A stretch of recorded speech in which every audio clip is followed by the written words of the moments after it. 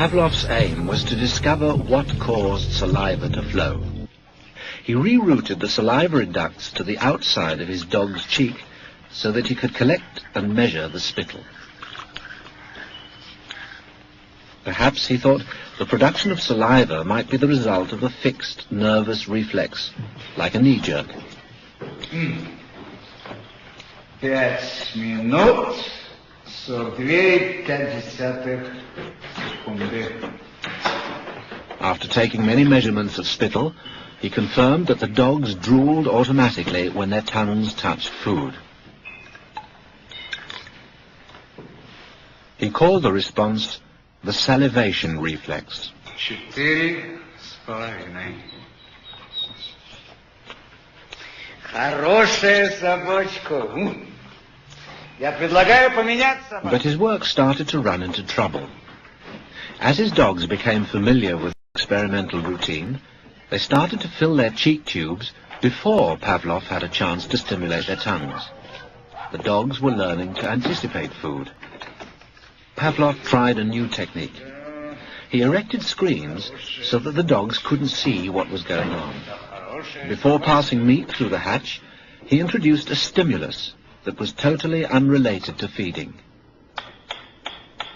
A ticking metronome.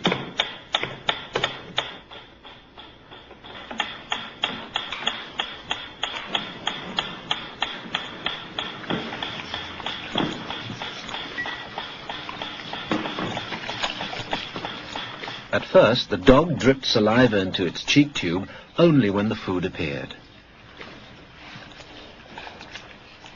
But after a number of trials, the dog began to connect the ticking with the arrival of meat.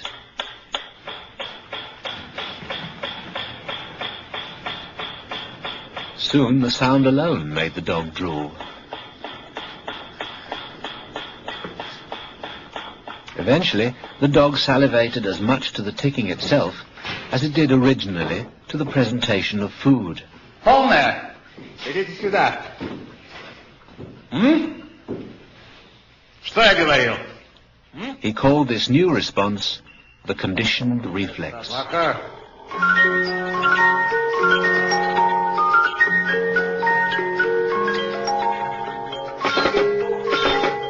Whatever the stimulus, his dogs could soon be conditioned to produce saliva.